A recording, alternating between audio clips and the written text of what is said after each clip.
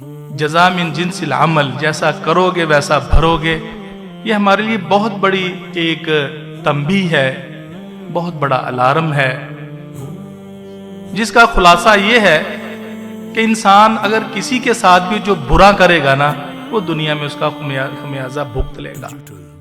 جس معاملے میں برا ہوگا، جس نیت سے چلے گا، اور اگر اس کی یہ بد کرداری دوسرے شخص سے متعلق ہوگی اور جو برے عمل سے دوسرے سے پیش آئے گا، دنیا کے اندر اس کی سزا پالے گا۔ اللہ رب العزت نے اس قاعدے کو قرآن مجید کے اندر مختلف الفاظ، مختلف آیات، مختلف واقعات سے بیان فرمایا ہے۔ میرے بھائیو، اللہ سبحانہ و تعالیٰ فرماتے ہیں من یعمل سوءا یجزا بہ، جو انسان جو بھی معمولی سی برائی بھی کرے گا اس کا وہ بدلہ پالے گا۔ وجزاء سیئۃ سیئۃ مثلھا، برائی کا بدلہ برائی سے ملے گا، دنیا میں بھی ہو سکتا ہے وگرنہ آخرت میں تو اللہ رب العزت یہ نظام عدل قائم ضرور فرمائیں گے۔ دنیا کے اندر کوئی محسوس کرے نہ کرے، اور اپنی برائی اور ارتکاب کی معصیت کا جو برا نتیجہ ہے کوئی اس کو محسوس کرے نہ کرے، لیکن اس اصول کے پیش نظر اس کا وبال ضرور پڑتا ہے۔ اگر تو کسی گھر میں 2000 درہم دے کے برائی کرے گا نا، تو اس کا نتیجہ یہ ہوگا کہ تیرے گھر میں بغیر معاوضے کی بھی برائی کا کام ہو جائے گا۔ ابن حجر حیثمی رحمہ اللہ نے عجیب ایک واقعہ نقل فرمایا، الزواجر ان کی کتاب ہے۔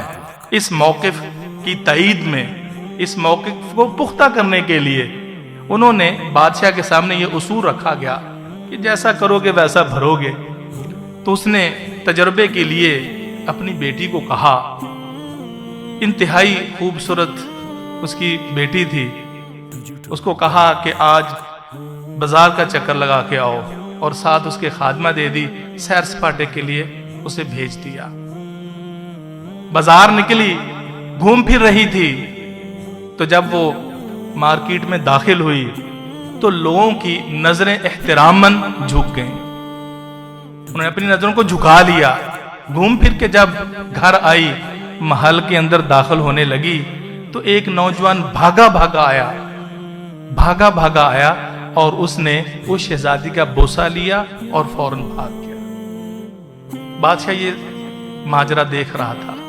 اس موقع پر اس نے کہا الحمدللہ، اس اللہ کا شکر ہے کہ اس معصیت کی سوا میں نے زندگی بھر کسی ماں بیٹی کے ساتھ میں نے اور کوئی قصور نہیں کیا۔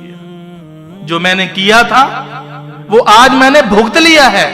میں نے صرف اپنی زندگی میں ایک غیر محرم کو بوسہ دیا تھا، اور آج میری بیٹی کے ساتھ بھی وہ ہو گیا ہے۔ وَجَزَاءُ سَیِّئَةٍ سَیِّئَةٌ مِثْلُهَا جَزَاءً وِفَاقًا۔ تو میرے بھائیوں، اپنے ایمان کو پختہ کرے، وگرنہ پھر یہ قاعدہ اور اللہ کی سنت و جاری ہے۔ اس سے ہمیں چاہیے کہ ہم عبرت حاصل کریں، اللہ سے ڈریں، اپنے اعمال کو سدھاریں، اور اللہ رب العزت کی بے باک ہو کر نافرمانی سے بچ جائیں۔